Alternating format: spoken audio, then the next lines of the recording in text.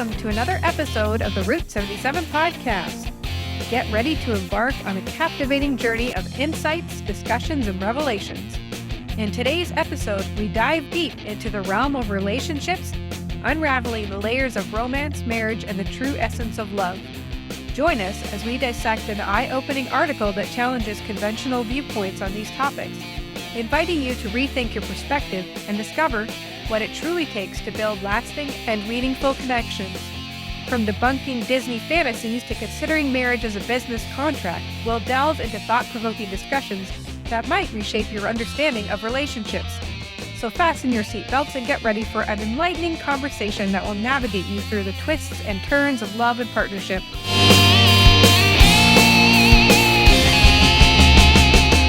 Welcome to the Route 77 podcast. My name is Natasha. I am your host. I am here with Monique. Hello. And David.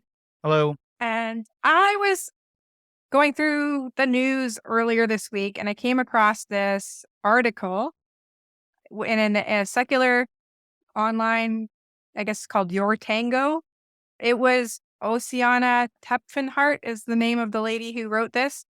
And it's called 7 Harsh Dating Truth Bombs to Memorize If You're Single and Struggling. So I thought that was interesting. So I read it and I found it quite interesting to read something from like more of a secular perspective. And I thought we could just maybe discuss some of the things she was talking about and see if we agree with what she's talking about or not agree or why not, and just have a conversation about it. Yep.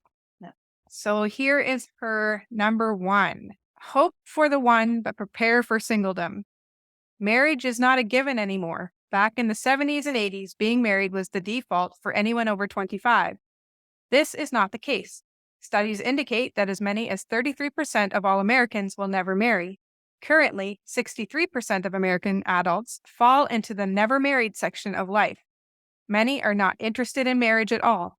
What I'm saying is that being married is not as common as it used to be. If you want to be married, that's great. However, you need to be honest with yourself and realize that it may never happen.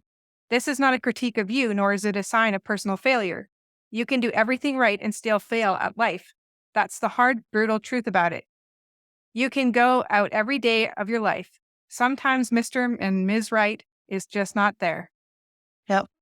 So for me, like the thing that popped out was that she even said something like, you can do everything right and still fail at life. And somehow that the fact that you're single is somehow like a failure. Yeah. Although she was making a good point, like in a sense where it's like, if you actually prepare yourself that you may not find the person, you may or you may not. And if you actually come to terms with that, that could be a healthy thing to understand. But it's not a failure if you don't get married. Yeah.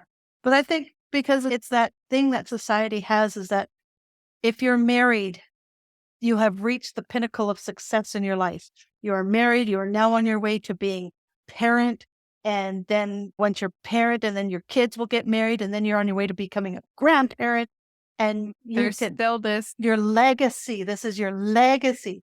And it's just like, really? But what if none of that happens? There's 8 billion people on this planet and you're trying to find that one perfect person. Yeah. Let me know how that works for you. Because in what is that? The ratio between men and women is there's 5 women for each one guy. So girls, and that's Where do you get that ratio, Monique? it's been like That talk in my that's- church. that sounds like a Japanese or Chinese ratio. No, Actually, no, they would be the other way. they're the other way. So more like the Western world. So like Yeah. in Japan and China and even India, where it's considered better to have sons than daughters, then there's actually a shroud of women.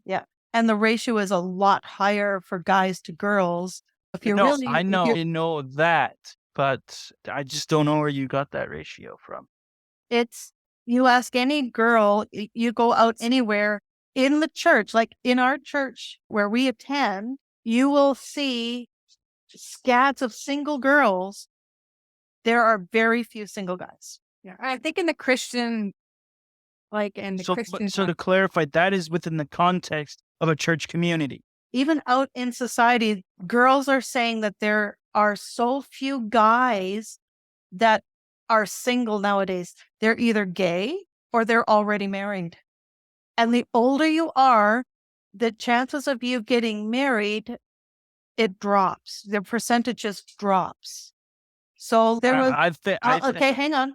I was in a care group. There was 1, 2, 3, 4, 5, 6, 7 single girls. We were all single in this care group. One woman has gotten married this weekend. Oh, she got married? She got married. Yeah, Inika got married. Yeah. Congratulations, Inika. Congratulations, Inika. But all the other girls were still single. Not one of us has found a guy. So in that kind of ratio, it's really it's glaring. I think that there tends to be more in maybe in the Western world or even in the Christian communities, because when I went to Redeemer, which is a Christian college, at the time, this was back in the early 2000s, the ratio was 4 girls for every 1 guy. So a lot of women went there to get married, and not many guys got out without getting married, but there was lots of women who did not get married, and that was me included. But then there's a whole other conversation about the purpose of going to university and expectations of just going to find a person. So I also get the impression that culture has a huge influence on that number too. What I mean by that though is it's based on feminism and our cultural standards. It's not really worth trying to engage in marriage now, because the idea of divorce has become such a normal thing, because most marriages will end up in divorce. yeah. It says overall single adult men are outnumbered by single women, with 87 of the former for every 100 of the latter. Yeah. I think now there's a lot less people getting married because they have seen, like they're saying that, like the research is saying, because they've seen their parents' generation and the amount of divorce that happens and the sort of fallout from that, for they don't want to experience that. So instead they will have committed relationships, but not actually marriage. Yes. However, it's different depending on, so the divorce rate is actually a lot less within church communities as well though. Based on your belief, it will be a lot less, but the overall majority of marriages end in divorce. Yeah. But a lot of single people, after a time, you just go, you know what? I don't really care anymore, because I'm used to my life the way it is, and having somebody come and be a part of that now is just not something I want to do anymore. But even if you're open to the idea of marriage, I think you have to get yourself to a point where you actually, if it happens, if it doesn't, my life is not revolving around whether or not this is and I'm not a failure if I don't get married. Yeah. I'm not failure at life. No. As much as we like to say that the board game life, you get married. And the detour is whether or not you go to college, not whether or not you have a family. Sure. We are not in the game of life. We're in actual life, and you may not get married. And sometimes that's not your choice. You do want it. Yeah. Yeah. I feel like the point of failure though in that regard has to be created by you. If you spend most of your life, most of your early 20s prepping to get married, and then you end up not getting married, you created the point of failure at that point. Yeah. Yeah, like I said, that's why we need to redefine what the purpose of our life is. Is it to meet some arbitrary expectation? Is that biblical? Is that what the Bible says that we're supposed to do? Thou shalt get married once thou art finished college. Is that person there? And you know who is the ones who are the most pressuring for people to get married, are those who have their happy marriages. Yeah. They want you to be just as happy as I am in a loving marriage. You got to get out there and get married. I'm so happy you're in a wonderful and happy marriage. And those aren't always happy and wonderful. Like, you have ups and downs. Yeah. And sometimes you see them going, yeah, you should get married. It's all good. And then you just see fighting and not so good stuff going on. I can't remember the name of it. It's a Facebook group, like We Defend Marriage or something like that. And I guess I followed it at one point, so it pops up every so often. It's, we need to get more millennials getting married, to see more, something to the fact of, we need to get millennials married. And I just put on there as one question, just said, why? Yep. Because if they don't believe in marriage, or like what marriage stands for, like just telling them to marry, it's not going to get them married in a good way. Yep. But if they actually see marriage as a positive thing, and that's what they would like to do, and Because if you're not from a Christian perspective, like you might have a cultural mandate for marriage, but you don't necessarily have a worldview that requires marriage. And getting people married isn't going to fix everything. Like marriage is not the solution to all society's problems. If we just get all the men to marry all of the women, then there won't be any of this other stuff. No, that's not how it happens. So let's just move on to like part 2. She says, this author says, number 2, you are not going to meet your partner if you're not leaving your house. I have a couple of friends who are absolutely, positively desperate to meet a man. However, there's one thing that keeps being problematic. They don't go out, like at all. I'm going to tell you something that most people don't want to say out loud. Extroverts get more dates than introverts do. It's sad but true. Staying in your house all day is not going to help you meet someone. Tinder only goes so far, and honestly, dating apps are not the way to meet people. They are geared towards thrill seekers and people who otherwise can't meet others. It's a meat grinder regardless of gender, and the vast majority of the people on it are not the best for relationships. The more you go out, the more people you meet. The more people you meet, the more likely it is you'll find people that you click with. With more people you interact with, the better your social skills get. If you are 100% set on dating, you need to leave your house. No one's soulmate just knocks at their door and is, here I am. I know many Christian people who do the same thing. They sit on their couch and they pray, God, bring me my spouse. Yeah. And then they go, why isn't God ever bringing me this spouse? You never go out your door.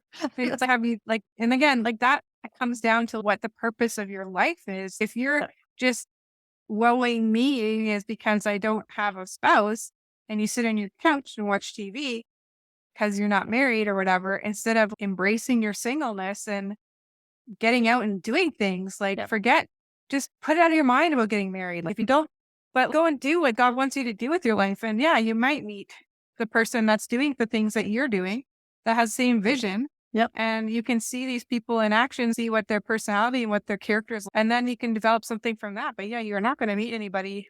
The dating one doesn't work very well. I tried for years and years.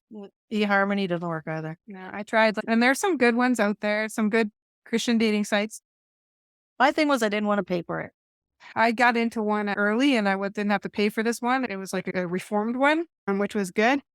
But I still didn't meet the people on there. And I tried eHarmony, but I tried Christian Mingle and those ones.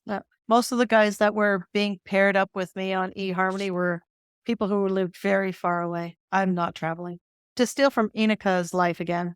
Sorry, Enika, you're my go-to right now. She met her new husband playing pickleball. Yeah. That's how they met. It's like a joint interest. Joint interest. Yeah. And then you slowly get to know the person in a non-dating environment. Yeah.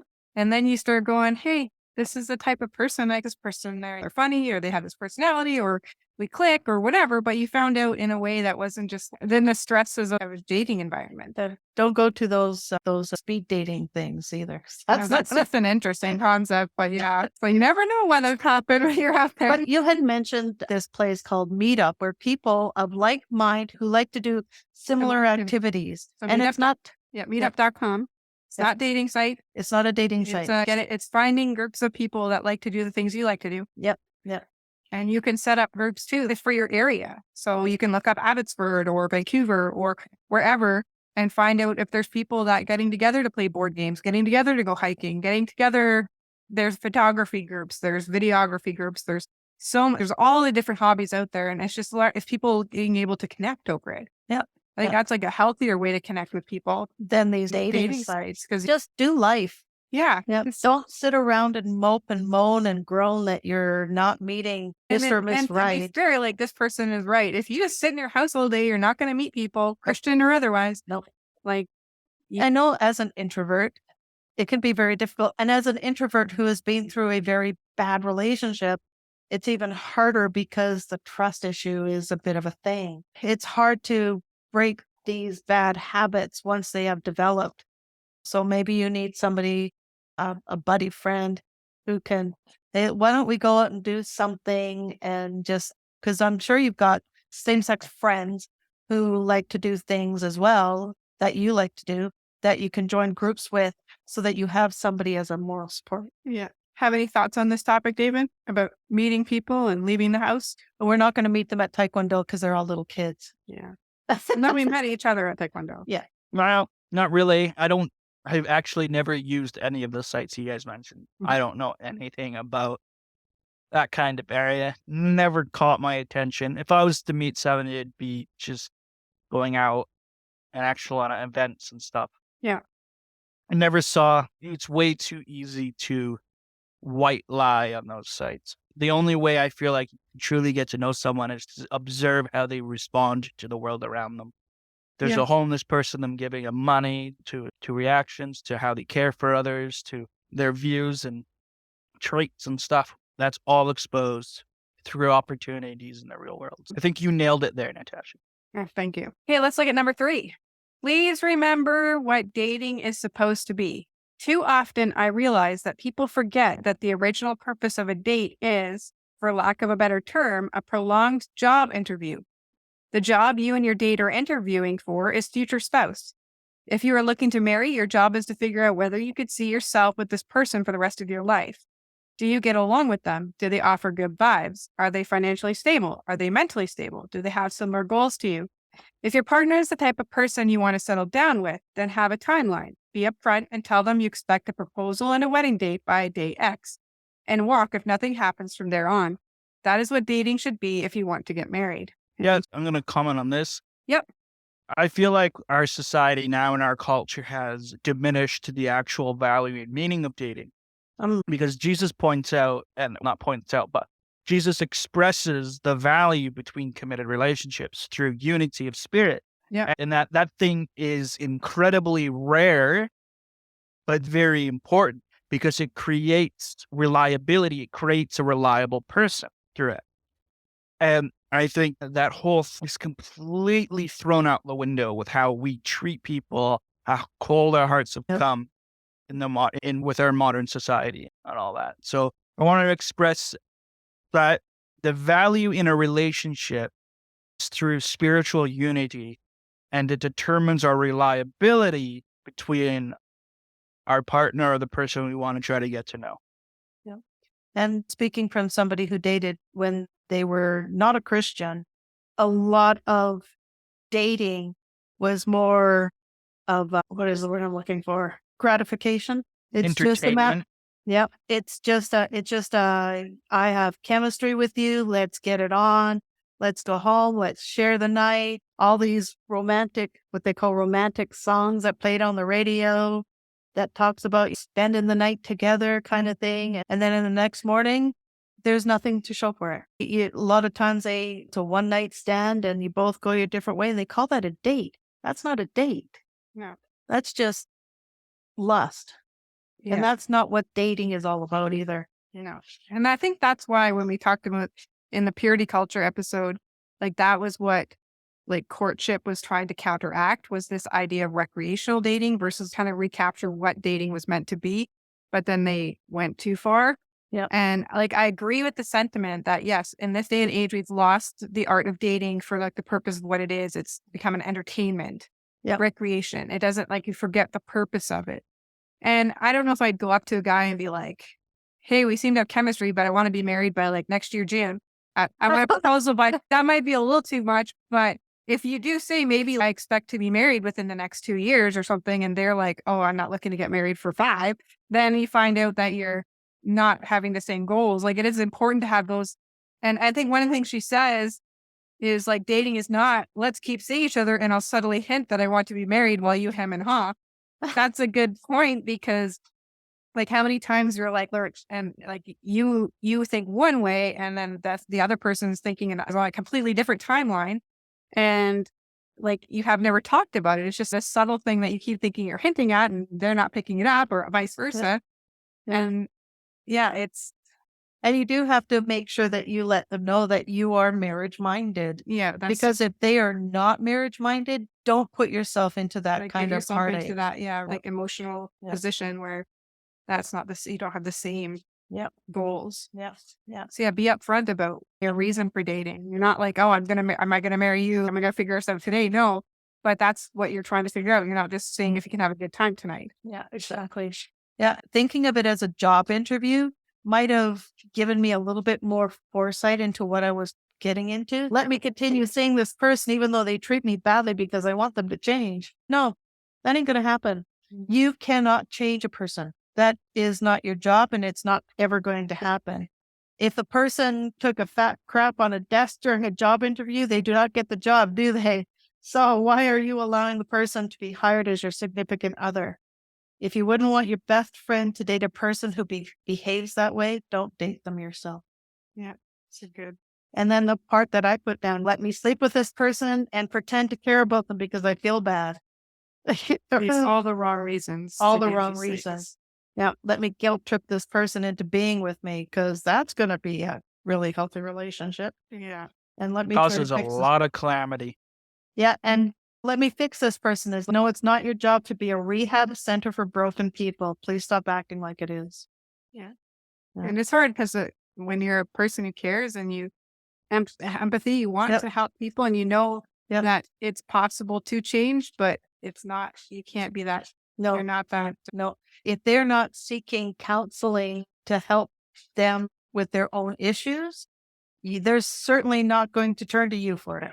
And that's not your job as when you're looking to be a spouse, you're not to be the counselor. You're not a counselor. You're not a counselor. You can be there to support and help and try to, but you're not the main source No. of that. And don't get yourself into a situation where you become so romantically, emotionally tied that it starts to destroy your own, your significant other should have a significant emotional intelligence, and you should have the same. Yeah. So let's move on to number 4. Dating is sadly a meat market. And that's MEAT. Yes, MEAT. Look, we can hem and haw about how shallow people are, but the truth is that's not going to change anything. Looks will always matter in dating, full stop. It doesn't matter if you're male, female, or non-binary. People have a right to choose a partner they are attracted to. People's body are not socialism. They are a dictatorship. Consent means you get to dictate who ends up sleeping with you. If you have to be browbeaten, wheedled, badgered, and bribed into sleeping with someone, that's not consent. Consent is a cornerstone of a healthy marriage. You cannot fix or build a relationship that does not involve one person who is at least moderately into you. Please do not try to force attraction. It cannot be negotiated. This is the person who you will be sleeping with for the rest of your life. You will see them in really gross situations. If you are not attracted to them, your marriage will fall apart sooner rather than later. Is the look issue fair? No, absolutely not.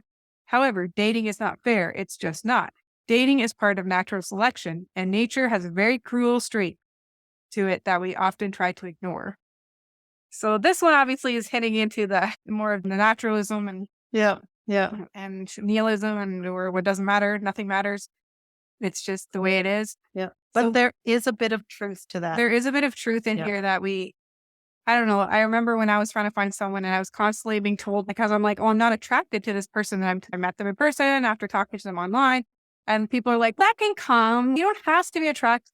And it But they're was just, basically telling you to force yourself. yeah, it'll come. You just get to care for the person, then it can come to attraction. You're just sitting there, you got to be attracted to your spouse. Yeah. Or they say, you're just being too picky. Yeah. And I'm allowed to be picky. the thing is, you want to be attracted to. Yeah. That's something God's designed is that we have an attraction. Like this physical attraction is part of his design. Yes. And it can be celebrated. Now, does it have to be the be all and end all? No, anything can happen and you could no longer look like the way you are. Yep. My things is not so much that I don't find certain men attractive. Mine is that I'm more thinking that they don't find me attractive. But I know that everybody says, well, you can work on that. And I am working on that. But the older you are as a female, the harder it is, especially if you have let yourself go to a certain point. And now, now you've got to turn the clock back. Clock does not turn back. It is stop. And when I told my aunt that you had thought this about yourself, she's what? She's such a pretty woman. So it's just what you think about yourself and what everybody else sees are two completely different things. Two completely different. Yeah. I think a lot of that too is, and this is why you want to find yourself the right person, is because the wrong person can tell you things and make you believe that they're true. Yeah. So when I've been told for so many days, months, years that I was unappealing and unattractive, you wear that like a heavy cloak. And it's really hard to get that thing off because it feels like it's sewn into your skin. Yeah. Yeah. The thing is too, it's like when you have attraction, there's like that initial attraction to maybe the looks, but the personality and character of a person can build that. Yeah. And that's why you're going, well, what happened? It went, the person totally doesn't look the same as they did, but that's not what they see anymore. No. And the initial attraction like can also change to a negative. If you like see a person that person's pretty good looking, but then they end up being a complete jerk. Yeah. Then you're just like, wow, I'm not attracted to that at all. No, And exactly. so the initial thing is one thing, but it's something you build on. It's and it's not the thing that'll hold on to, because it's just a pastor whose message this morning was on 1 Corinthians 13, and he was saying, if my wife asked me, why do you love me? And I say, it's because you're beautiful. And she says, what if I lose my looks? Or it's because you're kind. And what if one day I'm not feeling very kind? Will you still love me then? Love may start off in one way, but it does eventually change. You love a person. Yep. You love a person because of love, not because of Their person. Yeah. They're a human person. And the type of love changes, like we Yeah. talked about before, like brotherly love, romantic love. There's familial love. There's many types. But in this situation, when you're looking for that attraction, yeah, there's things that you can do for yourself that can make you more attractive. And just, it does not have to be like, I'm not a makeup person at all. And I'm not saying like I'm super attractive or anything, but like you just like you have a shower, you keep your yourself clothes not dirty. Like Yeah. when you have the ability to do all this stuff, like brush your teeth, like take care of yourself, like it's not, if you look like you've had pride in your appearance, then you can Yeah. become more attractive to other people because Yeah. And as a Christian person as well, if you have the qualities that's in Galatians 5, kindness, gentleness, and all that. patience, Yeah. Those kind of things will shine out of you. Like I think of our friend Samuel, and he's just such a beautiful person, because you can see Jesus radiating out of his eyes. And that makes him even more attractive than he already is. So there's that too. So when people see the light of Christ in you, that too can become a very attractive quality. Anything on this topic, David? Yeah. So, give me a second. He's searching. I'm trying to understand something I read here. Yeah.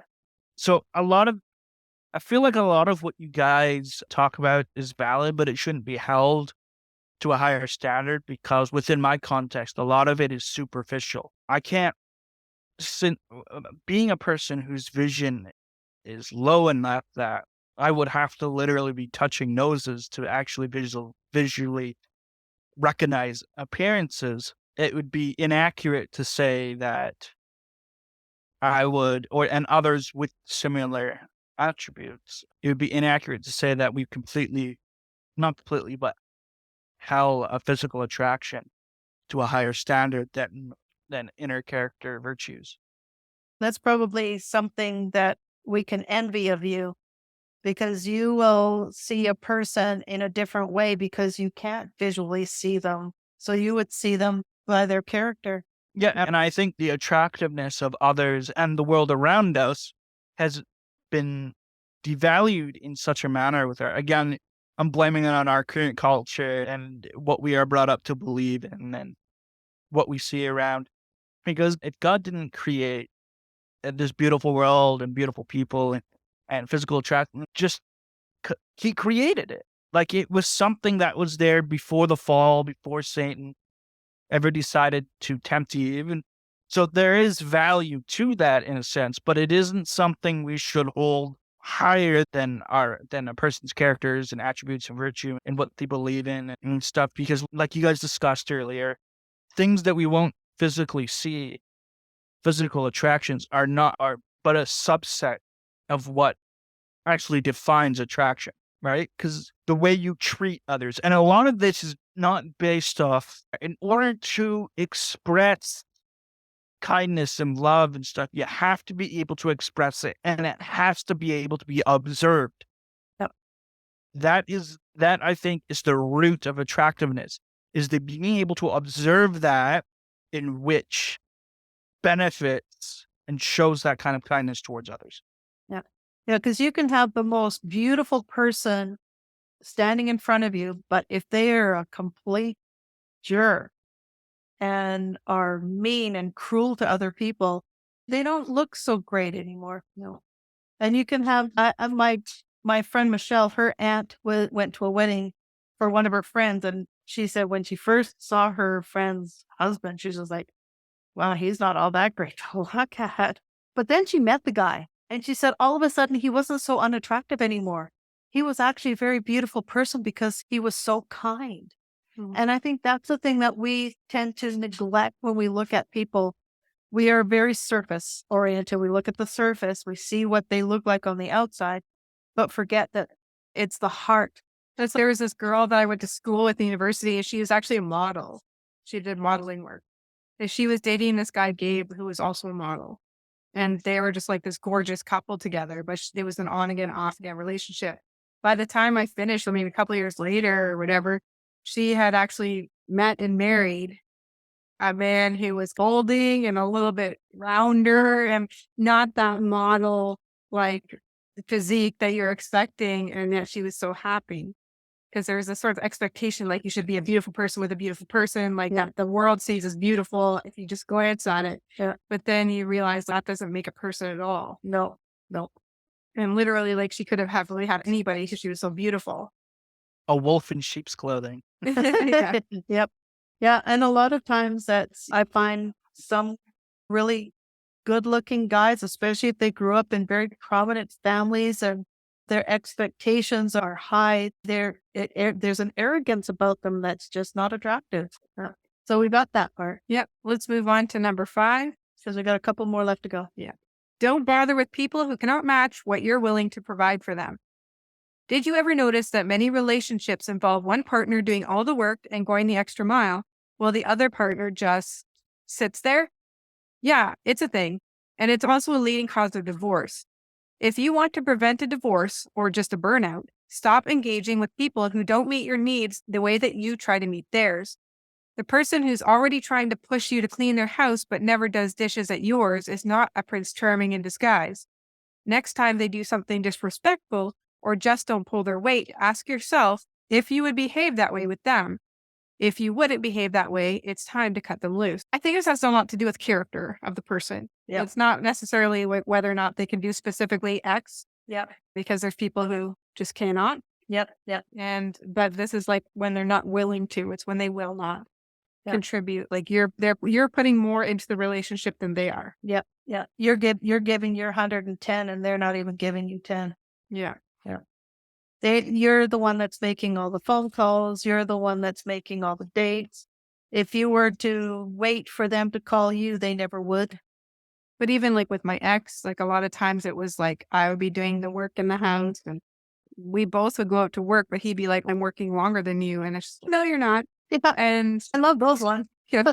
And the thing is, I would have to make, like we were talking about before, like I'd have to make his lunch and my lunch for the next day, even if I made my own lunch. Then the big issue was that I didn't make his lunch too. So I actually ended up not getting my own lunch just so I didn't have to make his lunch as well.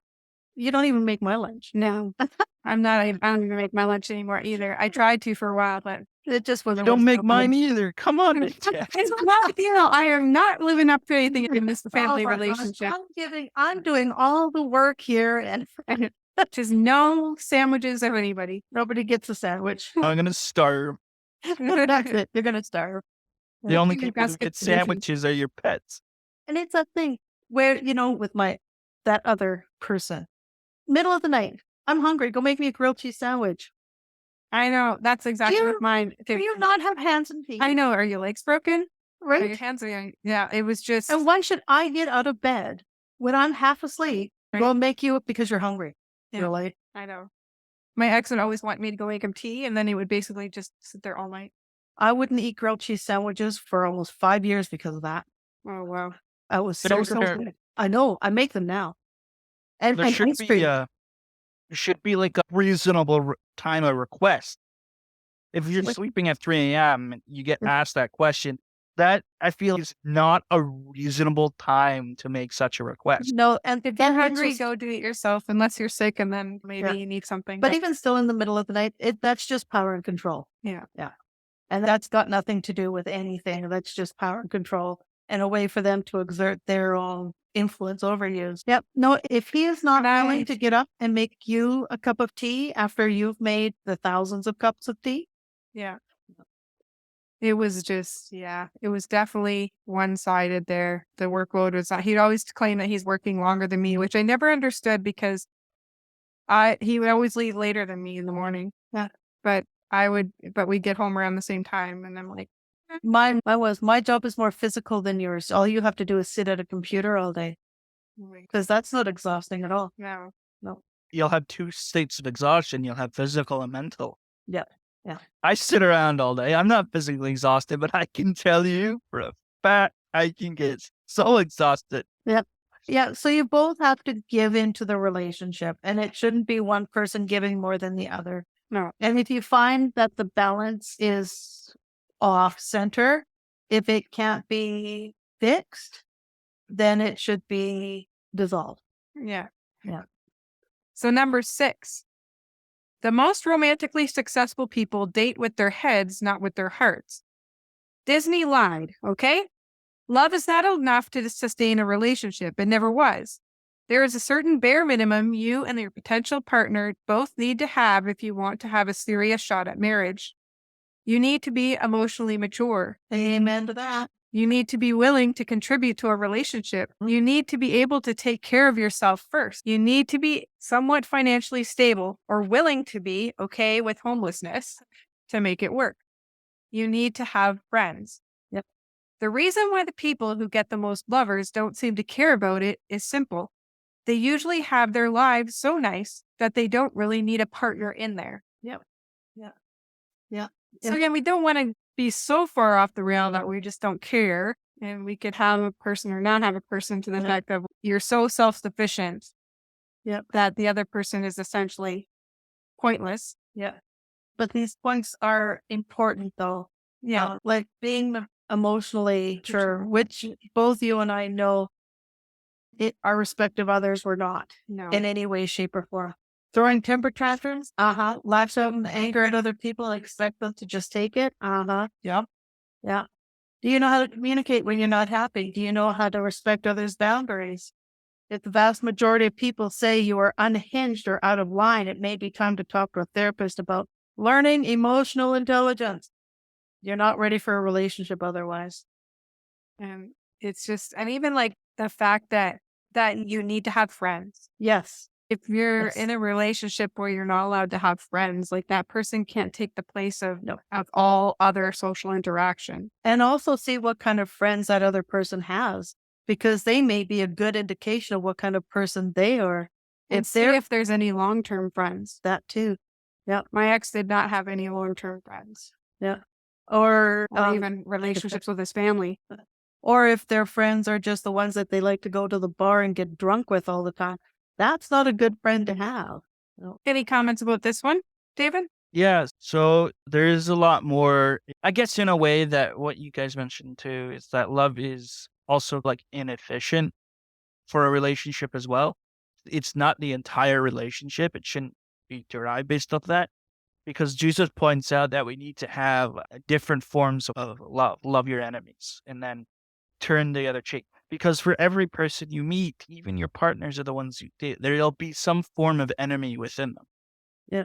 That you may not like, but you have to love them anyway, in a sense. So loving those, so you have to not only love the good qualities, but the bad as well. Yeah. And again, you have to weigh those bad qualities. Like, I would say if the quality is harms or is detrimental to the well-being of others around them, if they drive away, like just calamity in general to others, it's probably a bad quality that you may want to avoid. However, if you're in a situation where you are married, I guess in a sense, it's your way. You have to be wise and discerning about how you interact with them, how you can help improve them, because in certain circumstances or certain events may cause a shift in how they see the world. Loss of a loved one to a good friend maybe mistreating them. It may end up having them mistreat others, and they may not be in a state of mind that will recognize it. And I think as someone who cares for that person, you have to be there to be able to recognize when they don't recognize what kind of behavior they're doing. And it also is a vice versa as well. Yeah. You Now can this, be in a yeah, situation, etc. that's why friends are so important, because they can see things that you cannot see. And you have to have the kind of friends that are going to speak that truth to you too. And yeah, love is a great initiator for a relationship, but you can't eat it. Yeah, and it's not the romantic love that comes at the beginning of a relationship is not sustainable. No, So there has to be more to there's got to be that. substance to Yeah, it, that not just fluff. relationship than that and extreme emotion at the beginning. Yeah. And if we can't, it's hard because just love covers like your love emotion will cover a lot of things over Yeah. and just be like, it's not so bad and all these things. But Like Is, then is that the reality, true meaning of love covers a multitude of sins? I feel like it's actually in the negative way, And like that emotional feeling can overwhelm cloud you cloud, like that your brain to actual logical reason. yeah. Where they I say that you're wearing rose-colored glasses. Yeah. I think to truly appreciate the effects of love, you need to understand the Trinity of God and how you, your spouse, or your partner, and then God being in the mix Um, represents a Trinity of itself. Yeah. Seeing how the Trinity works together is such a amazing way of how a relationship should work too. It's all they're their own distinct person, and yet they work in perfect harmony with their doing their prescribed jobs. Yeah. Yeah. And yet It's amazing thing. Yeah. yeah, that's And, why and it's that's something interesting. else and that's one of the things that should be in here as well in this part here is being of the same, like not being unequally yoked. Belief system. Yeah. Because if you're not in the same belief system, It's like the same goals, but it's another step further. yeah. Yeah. Because if you're a Christian person, if you believe in God, if you have given your life over to Jesus Christ, to yoke yourself with, and this is a farming analogy, right? Yeah. So if you've got a really strong bull on one side and you've got a teeny tiny itty bitty little donkey on the other side, you're not going to get very far in the You're plow gonna field. go with the direction of the stronger one. And, Yep. and even I would even caution, but not I would just say people to look at if you're coming from different denominations. Yes. Because you think that you all speak the same language of Mhm. Christianity, but then you come at things from different, and then you find out later after you're married that all of a sudden you have these great big gaps and you don't know how to reconcile them with one another, let alone teach them to any potential children. Yeah. The funny thing too, as well, is that as sinful people, we will tend to follow more into the negative than into the positive. And this is something that I noticed in my relationship too, is that regardless of how positive of a person I am, because of the negativity that I lived with, I veered into the negativity because the negative, it's narrow as the gate, wide as the road to destruction. It is so easy to fall into that wide road because it is wide for a reason. And being in a negative relationship or with somebody whose belief system is, what if they're like of a different denomination that is not even Christian at all? Yeah, like you just said, oh, they said they were Christian, but you didn't actually pursue that. And but even like I said, like even if you're evangelical Christian, like you can come from various denominations that have a lot of differing beliefs and can not necessarily will, but can lead to some difficulties. Yeah. So just be aware and have these conversations sooner rather than later. Yep. Have the same. Don't assume that you all Right. believe the same thing just because you claim the Christian Right. name. You might believe in the same God. You might be fully saved, but the way you live that out can be very different. Very different. Yep. This into our seventh one. Marriage is a business contract too. Marriage is the only romantic relationship that comes with legal paperwork and acts as a business contract. That means that you can't treat it like you would a typical friendship. You have to look at it as a business contract, and that means being way more objective in your choice. Yep. Ask yourself, does this date look like a liability? Do you think that you will incur problems because of this person? If you're dating someone that you wouldn't trust with the power of attorney, you're dating the wrong person. Absolutely. Business means you think with your brain. The sooner you dump the wrong person, the sooner you can find the right one. Yep. Yep. And that's what we're saying. Like you gotta talk about these things beforehand. If you were going into business with someone, you'd have a lot of serious conversations, I'd hope, Yes. before you just were like, hey, let's go do this. Cause you know to make sure, hey, how do we line up ethically and morally? And what are our goals? Are they the same? Are they widely different? How are we? Think of the number of people who get scammed out of thousands and thousands of dollars because they fell for somebody's big dream scam that never panned out. Yep. Yeah. And I think this Ask is a the big, questions. and Go I think ahead. this is also a very big issue with today is that I don't think we hold this contract to No, a high regard. Again, no, because we don't want to be bound. We don't want to have some commitment or covenant no. with this person. I, There's a I, lot of doubt and distrust and dishonesty within our modern world that the business contract just falls apart. The foundation is of sand. think of the number of actors and actresses who all of a sudden show up they got married a month later, they got divorced because for exactly that very reason is they do not hold the marriage contract as a legal binding contract. Yeah. And it's even like a step higher than that. Like if you're a believer and you've made this covenant, you've made this vow to God. Yeah. So you better even I know Sure. there's things that happen and God, it's not his desire that divorce be there, but he has given the option because of sin that divorce is an option. But man, if Well, you he gives one way out of marriage, and that is dishonesty when it comes to, what's the word I'm looking for? Adultery. Adultery. Thank you, Renee. Yeah. And adultery is not just or desertion. desertion. Yeah. There is people he didn't technically sleep with anybody. Yeah, there's a whole lot of letter of the law versus spirit of the law. But if you have Jesus himself said that if you even think about a person in a lustfully way, you have already committed adultery. Yeah.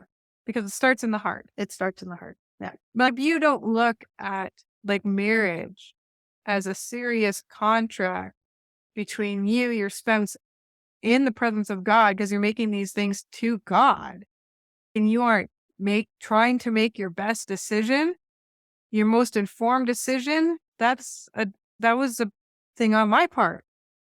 Like I was so focused on getting this marriage thing that like everything else flew out the window and you're able to look past everything. But then as far as I was concerned, I was making these vows in truth before God, but my ex does not. Yeah. Maybe he thought at the moment, but in his life, the way he lived his life, it wasn't there. He didn't take it seriously. At the same thing. And yeah, like if we start to look at this as, yeah, business contract, but even more like like we see this in the Bible with people making vows. This was serious business. Was it Jephthah's vow? Yeah. That he would give God the first thing that came out of his house, and it was his daughter. Now there's various debates about how that came, like what he did with that. But ultimately, even on the most conservative side, is that she was basically given to God as service so that she would not have her own children. She would not have her own life to live as she wanted. She would be living it in the service of God, which isn't necessarily badly, but it's like she would lost her autonomy of being able to choose that. But he didn't just go, oh wait, sorry God, I meant the second thing. Or I didn't really mean it. No, these were like serious. He cried when he saw his daughter come out. He was like, I did everything. I like defeated all these people. And yet it's my daughter who brought me to the ground. Yep. Because it wasn't like, oh, but we treat marriage like that. Like, it's like we make these vows before God and then we're like, oh, It doesn't matter. it's not such a big deal. Yeah. When I made my marriage vows, like you, I was extremely serious.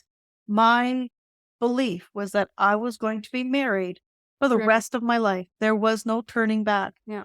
And to have to turn around and break that because of the stuff that was going on. Yeah. It was devastating to me because I felt like I failed God. Yeah. And now I look at all these things down and go, you know what? I wish I had known this stuff. I wish somebody would have talked to me about this kind of stuff and asked me, take off the glasses. Let's take a serious look at this relationship and see if this is really what you want to do to your life. Yeah. Yeah. 'Cause This is serious business. It's not, yeah, this is Yeah. just like you would take a business contract seriously, just like you take any contract, hopefully, we take seriously. Yeah. This is even another level of seriousness because we're now dealing with God, the creator of the universe, and the layer down of law Yeah. and the judger of sins. Yeah. Like, what? We're not just, it's not, Think of the covenant he made with us. yeah. And he made it in a way like he didn't even require anything of us because, And he sacrificed his own life for it.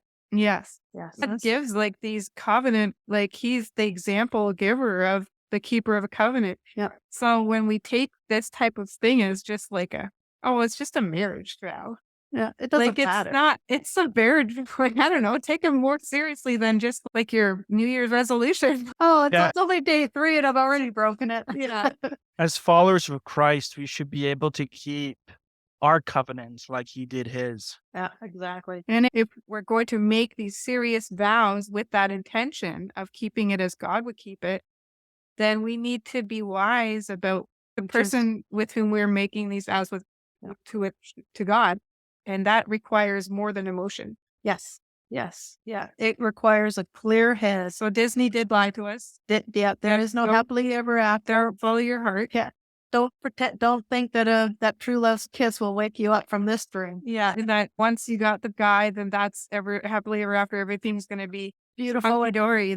You've got to choose wisely. And unfortunately, this is a forgotten aspect of it's singleness. No wonder singleness is like so much like almost better in a sense. You haven't made these vows. You don't have this requirement of you to try to make life work with another human being. Like Another sinful human being. another sinful human being, you got to make these vows work. Like you're actually having a little bit better as a single person. Enjoy that. Yeah. This person's going to get sick. They got to go to the bathroom. They got to shower because they smell when they wake up too. Yeah. Well, They got to brush their teeth. If you look at it logically, if you take God out of the picture, because he showed us an example of what the covenants introduce into these relationships, and they introduce an immense amount of value. If you take that away, then what is marriage? It's nothing but meaningless sexual relations. That's all it ends up being. And it ends up being like a personal gratification. Yeah. What this person can do Yeah, for me. It becomes entirely self-centered.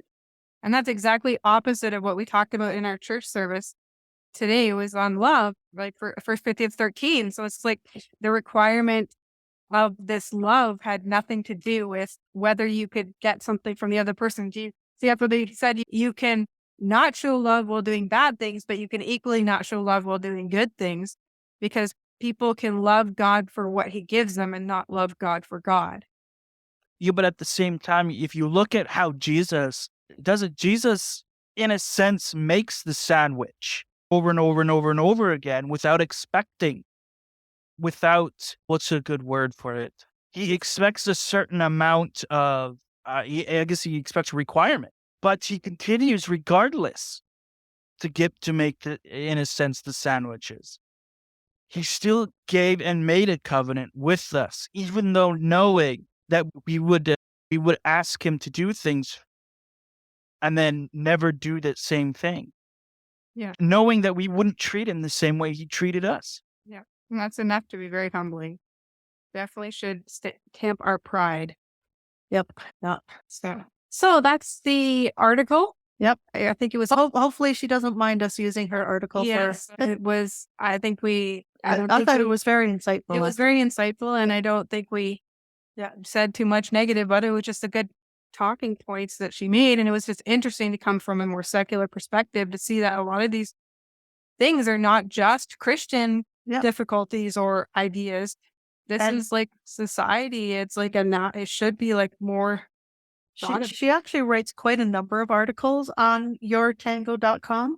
If you're interested, I'd go and check them out because she does a lot of ones on dating and toxic relationships and stuff like that. And she seems to be quite insightful. Yeah. So hopefully this helped. And I think we had a good conversation about these different topics, these different points that she made. And So thank you, Oceana Toppenhart. Your article was very Enlightening. enlightening. Yeah. Yes, we appreciate it. Yep. And yeah, so if you want to leave a comment on this episode, that would be wonderful. Find us on Facebook, Instagram, and X.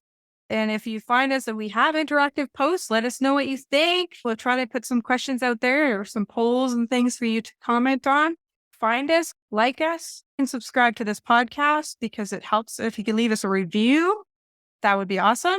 Yep. Yeah. So if you want to, that's something we'd Engage like with you to us. do. Engage with us. Yeah. Come and please engage. Yep.